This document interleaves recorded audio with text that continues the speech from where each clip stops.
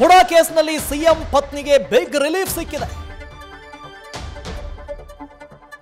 ಮುಂದಿನ ವಿಚಾರಣೆವರೆಗೂ ಸಿಎಂ ಪತ್ನಿಗೆ ರಿಲೀಫ್ ಇದು. ಮುಡಾ ಕೇಸ್ನಲ್ಲಿ ಸಿಎಂ ಪತ್ನಿ ಪಾರ್ವತಿಯವರಿಗೆ ಬಿಗ್ ರಿಲೀಫ್ ಸಿಕ್ಕಿದೆ. ಹೈಕೋರ್ಟ್ ನ್ಯಾಯಮೂರ್ತಿ ನಾಗಪ್ರಸನ್ನ ಪೀಠದಿಂದ ಆದೇಶ ಇದೆ. ತುಂಬಾನೇ ಕ್ರೂಷಿಯಲ್ ಆಗಿತ್ತು ಇವತ್ತು. ಸಿಎಂ ಪತ್ನಿಗೆ ಇಡಿ ನೀಡಿದ್ದ ನೋಟಿಸ್ಗೆ ಹೈಕೋರ್ಟ್ ತಡೆಯಾಜ್ಞೆಯನ್ನು ಕೊಟ್ಟಿದೆ. ಮುಡಾ ಕೇಸ್ನಲ್ಲಿ ಸಿಎಂ ಪತ್ನಿ ಪಾರ್ವತಿಯವರಿಗೆ ಬಿಗ್ ರಿಲೀಫ್. ಹೈಕೋರ್ಟ್ ರಿಲೀಫ್ ಅನ್ನು ಕೊಟ್ಟಿದೆ. ಮುಂದಿನ ವಿಚಾರಣೆವರೆಗೂ ಸಿಎಂ ಪತ್ನಿಗೆ ಹೈಕೋರ್ಟ್ ರಿಲೀಫ್ ಕೊಟ್ಟಿದೆ.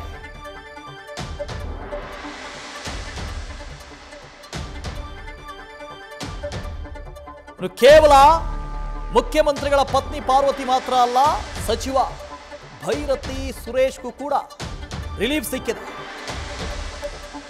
ಸಿಎಂ ಪತ್ನಿಗೆ ಬಿಗ್ ರಿಲೀಫ್ ಕೊಟ್ಟಿದೆ ಹೈಕೋರ್ಟ್. ಮುಡಾ ಕೇಸ್ಗೆ ಸಂಬಂಧಪಟ್ಟ ಹಾಗೆ ಬಿಗ್ ಅಪ್ಡೇಟ್ ಇದೆ. ಇವತ್ತು ಬಹಳ ಕ್ರೂಷಿಯಲ್ ಆಗಿತ್ತು. ಏನಾಗಬಹುದು ಅಂತ ಎಲ್ಲರ ಚಿತ್ತ ಹೈಕೋರ್ಟ್ನತ್ತ ನೆಟ್ಟಿತ್ತು. ಸಚಿವ ಭೈರತಿ ಸುರೇಶ್ಗೆ ನೀಡಿದ್ದಂಥ ನೋಟಿಸ್ಗೂ ಕೂಡ ಹೈಕೋರ್ಟ್ ತಡೆಯನ್ನ ಕೊಟ್ಟಿದೆ, ಸ್ಟೇ ಕೊಟ್ಟಿದೆ. ಹೈಕೋರ್ಟ್ ನ್ಯಾಯಮೂರ್ತಿ ನಾಗಪ್ರಸನ್ನ ಪೀಠದಿಂದ ಆದೇಶ ಇದು. ಫೆಬ್ರವರಿ 10ಕ್ಕೆ ವಿಚಾರಣೆಯನ್ನ ಮುಂದೂಡಿಕೆ ಮಾಡಲಾಗಿದೆ. ಫೆಬ್ರವರಿ 10ರವರೆಗೆ ಮುಖ್ಯಮಂತ್ರಿ ಪತ್ನಿ ಹಾಗೂ ಸಚಿವರಿಗೆ ಬಿಗ್ ರಿಲೀಫ್ ಇದು. ಸಿಎಂ ಪತ್ನಿಗೆ ಇಡಿ ನೀಡಿದ್ದಂಥ ನೋಟಿಸ್ಗೆ ಹೈಕೋರ್ಟ್ ತಡೆಯನ್ನ ಕೊಟ್ಟಿದೆ. ಒಂದು ಕಡೆ ಮೈಸೂರಿನ ಲೋಕಾಯುಕ್ತದಲ್ಲಿ ಪ್ರಕರಣಕ್ಕೆ ಸಂಬಂಧಪಟ್ಟ ಹಾಗೆ ತನಿಖೆ ಆಗ್ತಾ ಇದೆ.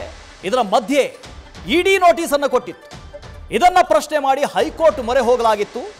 ಹೈಕೋರ್ಟ್ ಬಹಳ ಮಹತ್ವದ ಆದೇಶವನ್ನು ಕೊಟ್ಟಿದೆ. ಇಡಿ ಕೊಟ್ಟಂತ ನೋಟಿಸ್ಗೆ ತಡೆಯಾಜ್ಞೆಯನ್ನು ಕೊಟ್ಟಿದೆ. ಜಗದೀಶ್ ಇದ್ರ ಬಗ್ಗೆ ಡೀಟೇಲ್ಸ್ ಅನ್ನು ಕೊಡ್ತಾ ಹೋಗ್ತಾರೆ. ಜಗದೀಶ್, ಫೆಬ್ರವರಿ 10ರವರೆಗೆ ಸಚಿವರಿಗೆ ಹಾಗೂ ಮುಖ್ಯಮಂತ್ರಿಗಳ ಪತ್ನಿಗೆ ಬಿಗ್ ರಿಲೀಫ್ ಇದು. ಏನೆಲ್ಲ ಆಯ್ತು ಅಂತ ಇವತ್ತಿನ ಹಿಯರಿಂಗ್ ನಲ್ಲಿ? ವಾಸು, ಈಗಾಗಲೇ ಇಡಿ ಕೊಟ್ಟಿರ್ತಕ್ಕಂತಹ ನೋಟಿಸ್ಗೆ ಸಂಬಂಧಪಟ್ಟ ಹಾಗೆ ಇವತ್ತು 2 ಪ್ರತ್ಯೇಕವಾದಂತಹ ಅರ್ಜಿಗಳನ್ನ ಹೈಕೋರ್ಟ್ಗೆ ವಿಭಾಗೀಯ ಪೀಠ ಏನಿದೆ ಧಾರವಾಡದು ಅದಕ್ಕೆ ಸಲ್ಲಿಕೆಯನ್ನ ಮಾಡಲಾಗಿತ್ತು. ಅದನ್ನ ಈಗ ನಾಗಪ್ರಸನ್ನ ಅವರು ಏನಂತಂದ್ರೆ ನಾಗಪ್ರಸನ್ನ ಅವರು ಆ ಒಂದು ಪೀಠದಲ್ಲಿ ವಿಚಾರಣೆ ನಡೆಸಿರ್ತಕ್ಕಂತಹ ಸಂದರ್ಭದಲ್ಲಿ ಸುದೀರ್ಘವಾದಂತಹ ಚರ್ಚೆ ನಡೆಯುತ್ತೆ. ಅಂದ್ರೆ 2 ಪ್ರಕರಣಗಳನ್ನ ಪ್ರತ್ಯೇಕವಾಗಿ ವಿಚಾರಣೆಯನ್ನು ತೆಗೆದುಕೊಳ್ಳಲಾಗುತ್ತೆ. 2 ಪ್ರಕರಣದಲ್ಲಿ ಮೊದಲು ಏನಂದ್ರೆ ಸಿಎಂ ಅವರ ಪತ್ನಿ ಪಾರ್ವತಿ ಏನಿದ್ದಾರೆ ಅವರ ಪ್ರಕರಣ ಪಕ್ಕ ವಿಚಾರಣೆ ನಡೆಯುತ್ತೆ. ಆ ಸಂದರ್ಭದಲ್ಲಿ ಅವರು ಮೆನ್ಷನ್ ಮಾಡೋದೇನಂತಂದ್ರೆ ಈ ಒಂದು ಪ್ರಕರಣ ಈಗಾಗಲೇ ತನಿಖೆ ನಡೀತಾ ಇದೆ. ತನಿಖೆ ನಡೆಯುವಂತಹ ಸಂದರ್ಭದಲ್ಲಿ ಮತ್ತೊಂದು ಏನಂದ್ರೆ ಇಲಾಖೆಯಿಂದ ತನಿಖೆ ನಡೆಸುವಂತದ್ದು ಎಷ್ಟರ ಮಟ್ಟಿಗೆ ಸರಿ, ಮತ್ತೆ ಇದು ಏನಂದ್ರೆ ಕೋರ್ಟ್ ಕೊಟ್ಟಿರುವಂತಹ ಆದೇಶದ ವಿರುದ್ಧವಾಗಿರುತ್ತೆ, ಮತ್ತೆ ಅದನ್ನ ಈಗ ಯಾವುದೇ ಕಾರಣಕ್ಕೂ ನಡೆಯೋದಕ್ಕೆ ಅವಕಾಶವನ್ನ ಕೊಡಬಾರ್ದು ಅನ್ನುವಂತಹ ವಿಚಾರವನ್ನ ಮೆನ್ಷನ್ ಮಾಡ್ತಾರೆ ಸಿಎಂ ಪತ್ನಿ ಅವರ ಪರವಾಗಿರುವಂತಹ ವಕೀಲರು. ಆ ಸಂದರ್ಭದಲ್ಲಿ ಮೆನ್ಷನ್ ಮಾಡೋದಂದ್ರೆ ಇಡಿ ಸ್ವತಂತ್ರವಾಗಿರುವಂತಹ ಸಂಸ್ಥೆ, ಅದು ತಾನು ಏನಂತಂದ್ರೆ ಅವಕಾಶ ಬಂದಂತಹ ಸಂದರ್ಭದಲ್ಲಿ, ಅನಿವಾರ್ಯತೆ ಇರುವಂತಹ ಸಂದರ್ಭದಲ್ಲಿ ನೇರವಾಗಿ ಪ್ರಕರಣದಲ್ಲಿ ಏನಂದ್ರೆ ವಿಚಾರಣೆ ನಡೆಸುವಂತಹ ಹಕ್ಕಿದೆ ಅನ್ನುವಂತಹ ವಿಚಾರವನ್ನ ಮೆನ್ಷನ್ ಮಾಡುತ್ತಾರೆ. ಆದ್ರೆ ಸಾಲಿಸಿಟರ್ ಜನರಲ್ ಮೆನ್ಷನ್ ಮಾಡುವಂತಹ ವಿಚಾರ ಸಂದರ್ಭದಲ್ಲಿ ಅವ್ರು ಹೇಳುವಂತದ್ದು ಏನಂದ್ರೆ ಇಡಿ ಪ್ರಕರಣವನ್ನ ದಾಖಲಿಸಿಕೊಂಡು ವಿಚಾರಣೆ ನಡೆಸುವಂತಹ ಸಂದರ್ಭದಲ್ಲಿ ಇಲ್ಲಿ ಕೇವಲ ನಾವು ಮಾಹಿತಿಯನ್ನ ಮತ್ತೆ ದಾಖಲೆಗಳನ್ನ ಕಲೆ ಹಾಕುವಂತಹ ಕೆಲಸವನ್ನ ಮಾಡ್ತಿದ್ದೀವಿ ವಿನಃ ಯಾವುದೇ ಕಾರಣಕ್ಕೂ ಆದೇಶವನ್ನ ಅಥವಾ ಏನಂದ್ರೆ ನಾವು ಸಂಪೂರ್ಣವಾದಂತಹ ವಿವರವನ್ನ ಕೊಡ್ತಾ ಇಲ್ಲ. ಅವರಿಂದ ಈ ಒಂದು ಪ್ರಕರಣದಲ್ಲಿ ಏನಾಗಿದೆ, ಅವರ ಪಾತ್ರ ಏನಿದೆ, ಆ ಪಾತ್ರ ಅವರ ಏನಂದ್ರೆ ಯಾವ ರೀತಿಯಾಗಿ ವ್ಯವಹಾರಗಳು ನಡೀತು ಅನ್ನುವಂತಹ ವಿಚಾರಗಳನ್ನ ಮಾಹಿತಿ ಕಲೆ ಹಾಕೋ ಸಲುವಾಗಿ ಅವರಿಗೆ ನೋಟಿಸ್ ನೀಡಲಾಗಿದೆ. ಅವರು ಬಂದು ತಮ್ಮ ಹೇಳಿಕೆಗಳನ್ನ ಕೊಡಬಹುದು, ತಮ್ಮ ಹೇಳಿಕೆಯನ್ನ ದಾಖಲೆ ರೂಪದಲ್ಲಿ ಮತ್ತೆ ಅದರ ಜೊತೆಗೆ ತಮ್ಮ ಹೇಳಿಕೆಯನ್ನ ದಾಖಲಿಸಬಹುದು. ಹಾಗಾಗಿ ಅವರಿಗೆ ನೋಟಿಸ್ ಅನ್ನ ಕೊಡಲಾಗಿತ್ತು. ಅದನ್ನ ಹೊರತುಪಡಿಸಿ ಬೇರೆ ಯಾವ ವಿಚಾರಕ್ಕೂ ಸಹಿತ ನಾವು ಅವರಿಗೆ ನೋಟಿಸ್ ಅನ್ನ ಕೊಟ್ಟಿಲ್ಲ.